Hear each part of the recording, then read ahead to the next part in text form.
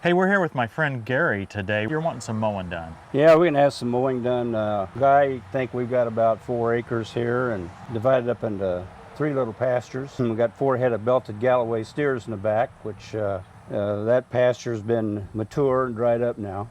There's green grass underneath, so we'll expose that for them to eat. And then I got a couple of miniature donkeys cooped up in the barn, and we're in their pasture right now, so we'll mow some mature grass and see what happens. So in the back pasture for the steers, you want that mowed pretty high.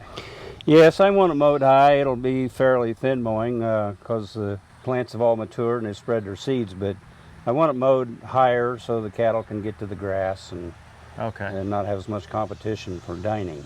Okay. And this front pasture, you want it mowed high like that, or you want it cut a little lower? What do you think? We cut a little lower, I guess, because it's just the donkeys and there's plenty for them, and it might make it a little bit better test for the mower. Tell me a little bit about what you're doing here. You got, what'd you say, 4 or 5 steers? Well, normally I have 5 steers. One of them went up to the butcher shop the other day. He's in our freezer right now. Okay, that's the end of the video. Yeah, so the other 4 will go to I sell freezer beef just kind of as a hobby. You know, God has given me this 5 acres and I wanted to make it as productive as I could. I've been able to raise some really exceptionally good freezer beef, and I sell it and donate some, but sell most of it. And 4 remaining Galloways back there will go to the butcher shop in November. I haven't told them yet, but that's the plan. I do that every year. I get them like in March, or pardon me, April or May, and they go to the butcher shop in November. How long you been doing this? This is 70 head I've run through here, about 5 at a time now, so do the math. I don't know, it's 20 years or something like that. Can you break even doing this? Oh, I don't worry about making money. It's a hobby. It makes my beef a little bit cheaper, provides the best beef you can buy at the cheapest price for my customers. I'm concerned about what they have to pay. What do you feed? Well, I turn them loose on the grass pasture back there. Originally it was a mixture of alfalfa and a little bit of white clover and some reed canary grass, but through the years the species have changed and I don't have any weed problem, but it's orchard grass and such now. It looked like a lot of Kentucky 31 fescue. It just kind of takes over, doesn't it? Yes, it does. I would like to change species back there, but I'd be 1 year out of production. So. Now you worked for Sukup. I did until I retired in August, and I was a grain dryer technician basically east of the Mississippi, which took me all the way from Illinois to Sri Lanka and Denmark, but mostly Indiana and the surrounding areas. Well, I suppose east of the Mississippi can take you all the way around, couldn't it? Yeah, you go as far as Sri Lanka and you come up back on the west side of Sukup in Iowa. So. In 45 years, I taught a lot of schools and worked with a lot of dealer service personnel, teaching circuitry and ins and out of grain dryers, and did a lot of field service work and helping install and taking care of problems. So for our non-ag viewers, what's a grain dryer all about? It's grain in general, but more specifically in the United States, you're going to find it to be corn. Okay. And they're going to harvest corn. It varies, 15 to 25% or more, and you got to dry it down to 15 so you can store it in a bin and sell it next summer. Okay, so we run it through this drying system, and the way we do that is heat, right? Yeah, heat, time, and air. That'll do it. That's all it is. But the complexity. Well, how'd you make it a living? I mean, you know, it's just heat, time, and air. Just build a fire under it. I mean, come on. Well, you're talking about propane burners, liquid propane burners, utilizing vaporizers or natural gas. You're talking about any more computerized controls that think for themselves, and they have to have a little help occasionally. Yeah. And teaching others on how to operate this machinery and how to analyze troubles and problems, and getting in there with a voltometer and a wiring diagram, or updating machinery to newer type controls, and it gets pretty technical. They heat this to a particular temperature. It has to get a certain dryness before it'll get up to that temperature, and then sure, you have to cool it just right.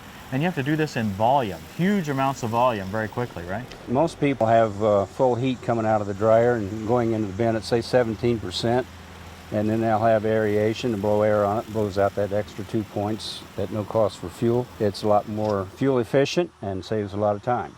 Folks, what I want you to see here is over the course of our channel, different times we've talked about different areas of complexity on the farm. I don't think we've ever even mentioned the complexities of drying grain in your on-farm storage.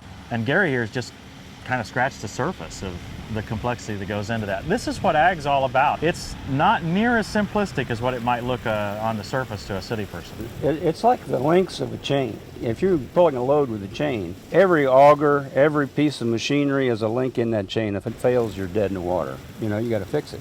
And there are many links in the chain all the way from soil preparation to harvest. It is a science anymore. When I was a little kid, you know, you moldboard plowed, you disc 2 or 3 times, you plant it, you really hoe it, cultivate it 2 times. You might put anhydrous on it. Bottom line, you'd be over your field 10 to 11 times just to get one crop. Today, It's totally changed. Okay, Gary, you've had a couple rounds. What do you think? I liked it. I liked the fact you could adjust the height. You know, it appeared to be pretty easy for you, and it clobbered all them old weeds that I wanted out of there, that's for sure. What about the tractor? Big enough tractor, wasn't it? Yeah, drove easy. Really now, nice. this thing is supposed to be rated for 25 horsepower if you have a gear drive tractor, or 35 horsepower if you have a hydrostatic like we do. Well, mowing at this height and this cover, I didn't hear any bogging down at all. No, didn't offer the tractor hardly much competition. I'm really surprised for a 10-foot mower on a 36, 38 horsepower tractor to be able to do that. Yeah. We'll see how it does in the back lot. Take off, man. Okay. Gary's not sure how high he wants this mowed. He's not going to mow it like we would, you know, a normal field. He's worried about having enough pasture left for his cattle. So he really just wants the dead stuff mowed off of it. Right now he's kind of experimenting with that height. So he may just kind of run in circles here a little bit till he gets the height set the way he wants it. You know, I don't particularly care if he wants to mow it high, low, however he wants to mow it. The mower does fine. But he does not want to cut any of the green. He says, well, if it would turn off to be a drought from here on out, any of that green that he'd cut off would be a penalty. He wouldn't be able to have that to feed his calves. Looks like he's got it set where he wants. It's not going to really show up a lot of mowing here as high as he's got that set, but it's what he wants to do. I was really impressed with how he just got on the tractor. I gave him, it couldn't have been more than 30 seconds of instruction, and he looks like a pro.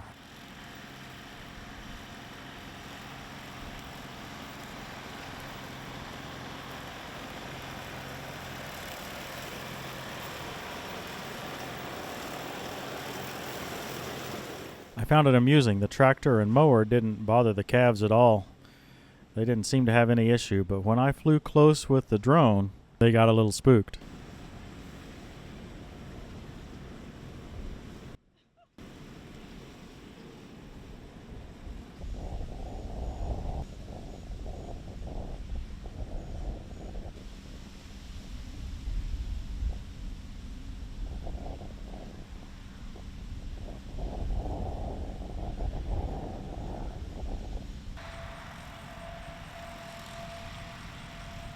As we mentioned earlier, this light pasture wasn't much of a challenge for the 2038R and the 10-foot mower.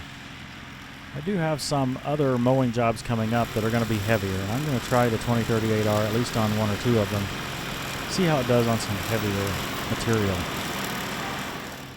But so far I'm really impressed with this pull-type Rhino TS10. Large single spindle mowers that are connected to the 3-point hitch, well, they tax a tractor's lifting capacity, especially a smaller one like this. Rhino provided us a 6-foot single spindle cutter that we'll use at some point, but for now I'm really enjoying using this 10-foot TS10 Batwing mower. It's really nice.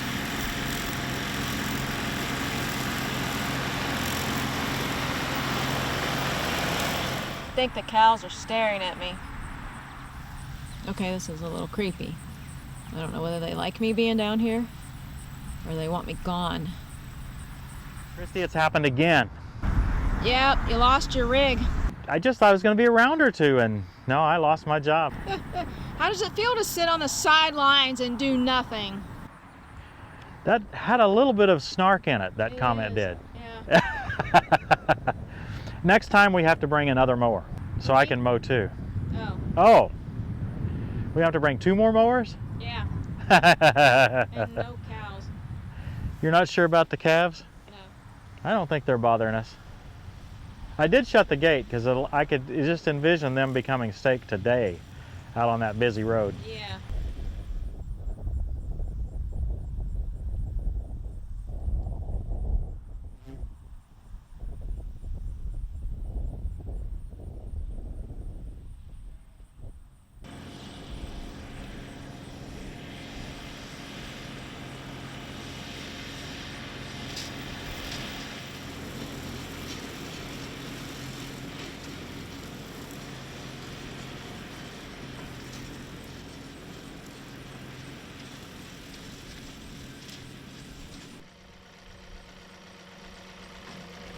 He's got it mastered. You want to do this? It's up to you. I'd rather you did it. It's kind of close. Okay. I get to mow now.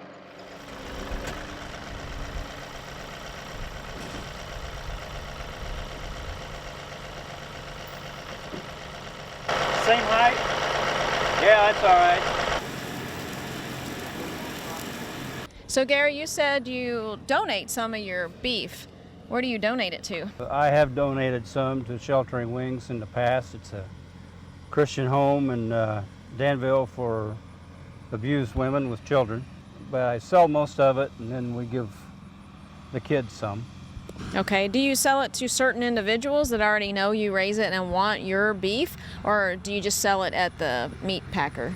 No, I've got the same people basically coming back every year, Okay. and they really like it, and they'll order a quarter or a half. This year, believe it or not, it's going to go as far as, I think, Wisconsin and Nebraska and Texas. Wow. Nebraska and Texas are some of the kids, and there's a fellow in Wisconsin that buys it. Okay. But most of it's all very local. No, most people that raise freezer beef sell it by the pound, either live weight or hanging weight when the project is done, but I do it entirely different. I send out a notice that their beef is in, and then I tell them what their portion would be, and they can pay me. I like for them anyway to pay me now. That way I get my money back, and you know, this goes to November, and you know, that can be $400 or $500 or more, and for a quarter perhaps, and that way you don't get stuck with such a big bill at Christmas time. Right. So everybody wins. So they pay me for the animal immediately. I keep records as to what the feed bill would be, and then they pay their portion of that, and then they pay the butcher shop and go pick it up. That's awesome. Now you mentioned that it's much better beef. Can you tell why it's better beef than what we would buy at a local grocery store? Well, anything you get right off the farm is always a lot better, whether it be chicken or pork or eggs or beef. You know, I'm not selling pounds. I'm not interested in putting on 200-300 pounds of fat real quick. I don't use any kind of growth hormone. It's grass. It's slow gain. They don't gain rapidly. I do feed them a ground feed toward the end of the project to fatten them up a little bit, but they're under no stress, and there's a situation where they are all natural. No hormones. I thought he might run over us. What'd you think? Yeah, I was getting ready to run here. Yeah. But there's a difference between some guy just feeding cattle in his backyard versus somebody that's trying to make a lot of money and selling a lot of quick pounds. How did you get interested in doing it? Well, when I was a kid, we raised hogs, and I didn't like those stinky old things. And it seemed like I'd go to the county fair, and all the fun was over in the cow barn. And I've always been kind of like cattle at heart anyway. And, Okay. And so when I got this 5 acres, owning land is a responsibility. You shouldn't take it for granted. You should take good care of the land, and I wanted to be productive somehow. I think we may have to move now. Yeah. I think we'll move over. We'll live longer. Is there a butcher local that they use, or? 30 miles away, I go north to Colfax, Indiana, and Okay. there's a very well operated company up there called This Old Farm, and they will custom cut your beef, and Oh, wow. the way you want it cut. It's vacuum packed and cut to your specifications, and they're very professional. It's a good operation. The people that buy my beef there are very happy with those people. That's awesome. Well, I wish I could have more cattle, but I need more land. I'm pressing my luck the way it is. 5 head on 3.5 acres.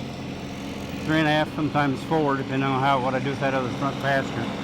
How many acres do they want you to have per calf? I'm not a professional, but I think it depends on where you're at and what part of the world. You know, out west, they'll take 40 acres per cow, believe it or not. Oh my goodness. But in the Midwest, I think 1.5 acres for a cow and a calf. Okay. That's kind of a guess on my parts. I've gotten along very well through the years with this. I guess having grown up around farms, until I was 12, we lived on a farm, and I worked on one until I was 16, and it just keeps you close to the Lord and creation, and it's not easy, it's hard work, and it can be very expensive. It's a privilege. Yeah, you don't always make money farming, No, you don't. whether you're cattle farming or pigs or corn. No. If somebody were making me do this, it wouldn't be as much fun, but Right. it's something I always wanted to do and got to the point where I could, so here we are. And a lot of people benefited too off this meat. I've never mowed my pasture like this, and I'm kind of plowing a new furrow here. I don't know exactly what's going to happen. If we get a lot of good rains, I'll be okay. But if we don't, I may have to end up buying hay, and I sure don't want to do that. Yeah, we got rid of the old dead stuff, and the grass is a lot more accessible, and live and learn. I wasn't sure your cows liked me. They kept staring at me. Yeah, they're kind of cute. They are. They're cuter than hogs. They look at you and their ears are sticking out the side of their head. And I don't think they're the most intelligent animals on the planet, but you can pretty well tell what they're thinking just by looking at them. I've never had a problem with one being aggressive. I'm out of grass. Gary, you need to buy a bigger property. I'm having too much fun. It was fun, and it did what we wanted to do. We knocked the top off that old dead grass, and I've never done this before with cattle. We'll see what happens, and hopefully we have good rain. You know, I was noticing while you were about halfway done there, the calves were finding their way to the spot that had been cut off. I noticed that early. Yeah, they went to where the less competition was for the grass. Don't have to dig in there and find it. Yeah, so if we have some good rains now, that'll be good, and if we don't, we'll see what happens. Did you like little Johnny? Yeah, or the hydrostatic drive is really convenient. I've got that on my little 18-horse John Deere, and I got a snow blade for it, 4-foot snow blade, and it's forward and backward real quick and easy, and it's a lot easier than changing gears. Now our viewers are going to want to know what model John Deere you have. GT, I want to say 235. It's an old. I bought it in 2004. It's a 18-horse lawn garden tractor. Okay, and it's doing you well? Yep. Okay. Yep. I have no problems with it. Okay, well you're going to have to get you a bigger Johnny like this. Well, I need more land. See, to justify. Well, there's looks like another 5 or 10 acres for sale. Yeah. Well, maybe not for sale, but you know everything's for sale for a price. Yeah, yeah. And this year, with guys not being able to plant their crops, they probably can pick up some bush hog jobs too. Well, there you go. Maybe Yeah. maybe I can hire you on as a official bush hogger of Tractor Time with Tim. Yeah. Excuse me, we can't say bush hog. This is a RhinoAg sponsor. See. Well, yeah, it's kind of like Kleenex tissue. But Yeah, this is our Rhino rough cut mower. we will rhino or rough cut again. Hey, we do want to thank RhinoAg for letting us try out this TS10 is the model. It's a 10-foot Batwing. I had no idea that this tractor would pull it this well. We knew it wasn't going to be real tough mowing here, so we thought we'd try the little tractor. We've got our, I don't know, half acre or acre that's unfarmed on our 4.5 acre property. I think we might try Johnny 2 on it, Christy. It'll be real heavy mowing, and it, you know, just to see if we can tax it a little further. Okay. That's all for today. Gary, I'm hungry. I need cheeseburger. Well, they've got them in town. Yeah! You want some back there? They're really extremely rare. Yeah. Yeah. Very rare. Chase it down rare. Thank you, Gary. We All enjoyed right. it. Thanks for watching, everybody. We'll see you next time on Tractor Time with Tim. Yeah.